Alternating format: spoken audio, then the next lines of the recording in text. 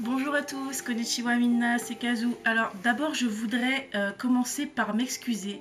Ça fait vraiment très longtemps que j'ai pas posté de nouvelles vidéos. Les dernières fois que j'ai posté des vidéos c'était sur mes vlogs au Japon. Du coup de vraies vidéos de la chaîne j'en ai pas posté depuis au moins octobre, quelque chose comme ça. C'est pas parce que j'avais plus envie, c'est pas parce que je me suis déjà lassée de ma chaîne ou quoi. C'est juste que j'ai eu un coup de mou. Ça peut arriver à tout le monde. Et en même temps, j'avais beaucoup de choses à faire dans ma vie. Et du coup, voilà. Donc, j'ai pas abandonné la chaîne. J'ai pas abandonné, enfin ma passion pour le Japon, elle est toujours là, elle est toujours présente, ça n'a pas changé. Mais du coup, pendant quelques mois maintenant, oui, parce que nous sommes en avril, j'ai eu des choses à faire et du coup, j'ai un peu laissé la chaîne de côté. Du coup, je vais reprendre progressivement les vidéos.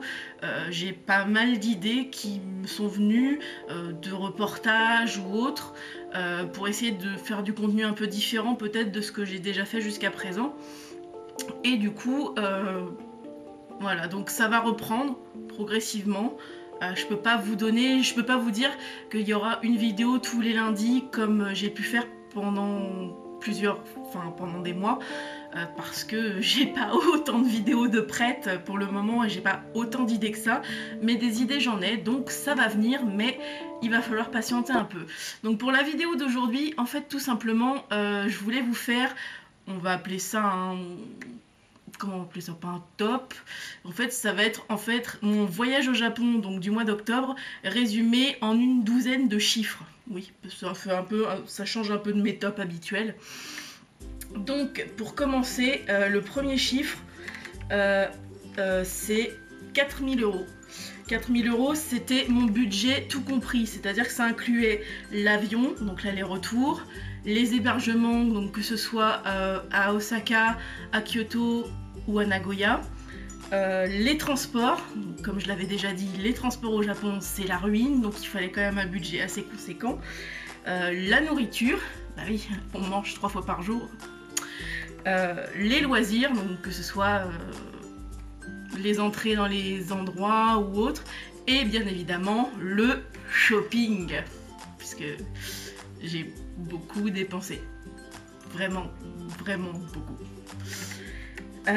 Ensuite 23 heures.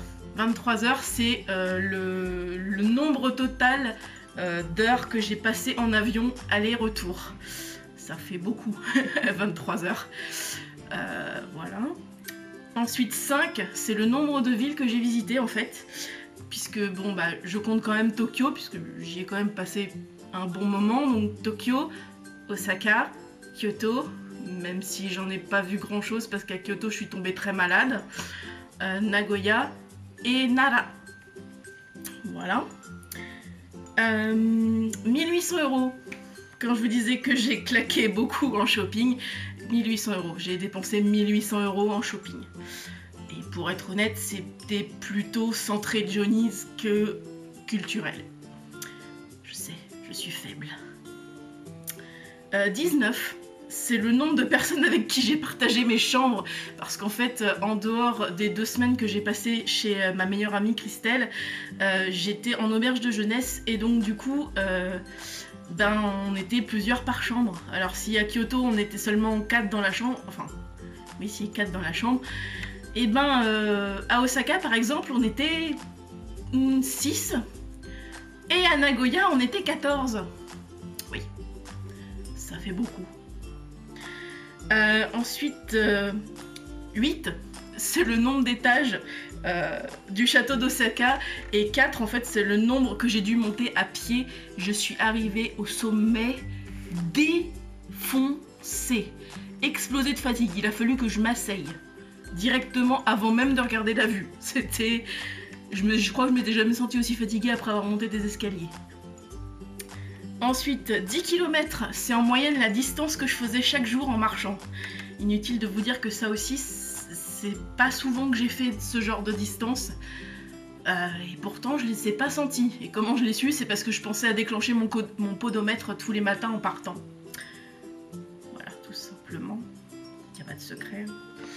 2, c'est le nombre d'amis que j'ai revus là-bas, donc Christelle, ma meilleure amie, dont je vous ai déjà parlé plusieurs fois, et Marion, qui est aussi une très bonne amie que j'ai très peu l'occasion de voir en France parce qu'elle habite dans le sud.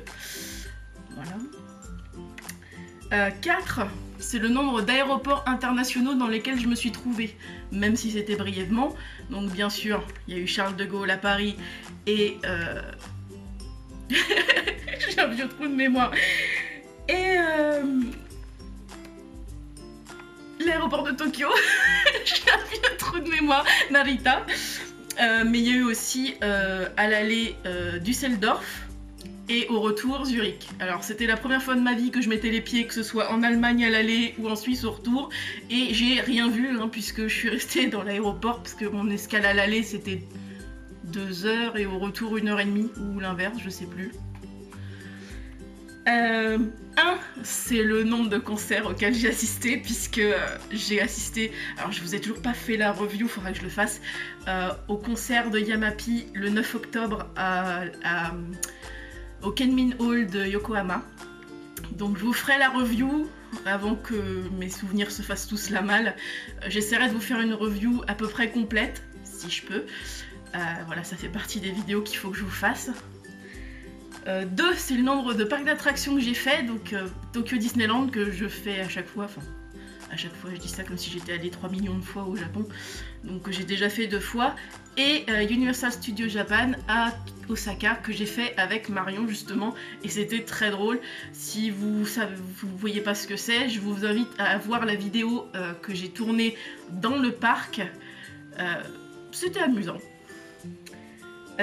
148, c'est le nombre de photos officielles de Johnny's que j'ai acheté, que ce soit au Johnny's Shop à Osaka ou dans les différentes boutiques dans lesquelles j'ai pu aller. Je me suis vraiment lâchée, hein, j'avais pas de restrictions budgétaires, donc je me suis vraiment lâchée.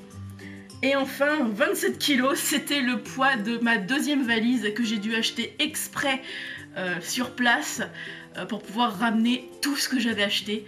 Et là, sachant que la valise en question était plus grande et plus large que la valise dans laquelle il y avait mes affaires, qui elle pesait seulement 23 kilos.